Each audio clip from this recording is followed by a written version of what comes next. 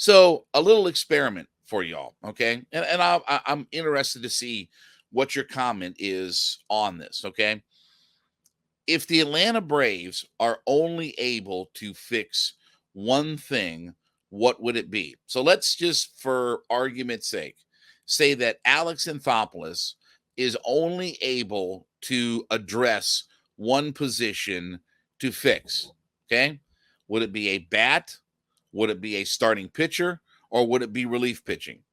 Now, I'll give you my answer here in just a second. Now, obviously, look, this is fantasy land, but again, what do you kind of think top priority is right now? This is fantasy land booking. Again, we know that Alex Anthopoulos can do, as many moves as he possibly wants, but I will say for my sake that I'll speak solely for myself that I think the relief pitching is the place where they need to address the most. And while they have some guys that have had good years, they have also had guys that I don't know that I trust when it comes to be playoff time. Now, I'm sure there are people that will tell you, that will say, well, Raisel Iglesias is not a guy we can trust. Okay, but you have to roll with your closer. Like, I don't think the Braves are going out and getting a new closer. I don't. I don't think that they are looking for another guy to close out games for the back end, but I guess stranger things have happened, and Alex Anthopoulos could look at that. But again, have seen this over the last few years, whether it's been Will Smith or Kenley Jansen, now Iglesias. Closers are not going to be perfect. There are very few times in a baseball season where you end up with Dennis Eckersley in 1990. Like, those guys are few and far between. Those guys are rare commodities when you have a guy that can go 46 for 47 in saves and blow people. I mean, those things just don't happen, right? Closers are going to have their bumps in the road and stuff like that. But some of the matchups that we've been able to produce out there, lefty righty matchups have, at times gone well and at times really stunk up the joint. And I know that that's the nature of bullpens. No bullpen is perfect. If you look at the metrics, the Braves have actually had a pretty good bullpen. They've actually been pretty good out of their bullpen. But I definitely think that this is the area where, if you're going to try to improve the team, even more than starting pitching, and I do think that the Braves, at the end of the day, Anthopoulos is going to address the starting pitching. He's going to address the bullpen, and they might even add a bat coming off the bench or just for some right-handed punch.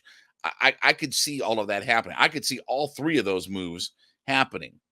But I'm curious as to, if Alex Anthopoulos was only allowed to address one spot, starter, reliever, bat, what would you pick on it? Leave us a comment, on the in the comment section there, but let us know. But I think that for me, top priority is adding another reliever or two, and in fact, adding another left-handed reliever to match up. I certainly think that that's, again, and when you see the Dodgers, which are loaded with left-handed hitters, that's probably a spot where you want to have another lefty available to come out of the bullpen for you.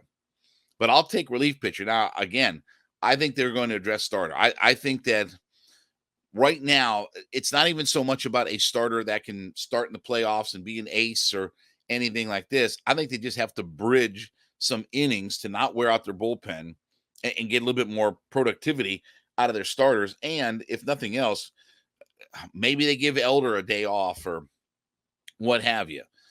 I mean, again, I know the idea of, he's an all-star and, you want him pitching, every fifth day, but maybe they slow him down just a little bit. And again, I don't know what the plan is going to be, when all the dust settles and the smoke clears and everything like that. But it certainly feels like that something has to change a little bit, or you got to infuse some new talent into this, both bullpen and maybe a starter. We're waiting on Max Fried to get back. He's gonna, he's been moved up to Gwinnett, so he's no longer in Rome. He's moved up to Gwinnett, and he'll rehab start. And probably, honestly, he'll probably have one more rehab start before they drop him into the rotation, and that will fit because, again, you're looking at probably end of the month, first part of August. But again, he's going to have to get his sea legs up, right? Soroka's still getting his sea legs up, right? I mean, again, thankfully for the Braves, they've done so much good work that as we sit right now, they're 10 and a half games up on it, 10 and a half games up on the Phillies, 10 and a half games up on the Marlins. What is it? 18 or 18 and a half games up on the Mutts. So they've done their good hard work up to this point. And again, I've told you that the division is over. I'm not worried about winning the division at this point. Okay. I mean, again, the division is ours.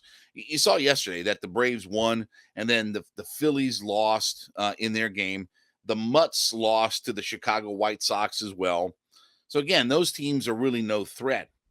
But I'm looking at the bigger picture. I'm looking at the more 35,000 foot view of things. How do we match up against some of the top teams? And this will be a fun series coming up because, again, it's the Milwaukee Brewers. They lead the NL Central. They've been okay. I mean, they have some good pitching. Their bats are kind of, hit or miss at times. Yelich has had a nice year. He hasn't had an MVP caliber year. He's had a nice year. But we'll see what happens. This is a good, test for the Braves. But leave us a comment. Let us know what would be your top priority if they could fix just one thing. If they were only allowed to fix one thing, I vote for relief pitching in that scenario. All right, as you listen in to Hittin' Hard, let us know in the comments section of whatever podcast platform that you listen on that you're an everyday listener to the show. So we thank you so much for being a part of our growing community and being a part of this journey and this ride that we've been on. So let us know that you're an everydayer, that you listen in 5 days a week to the show. We thank you so much for being a part of our audience out there.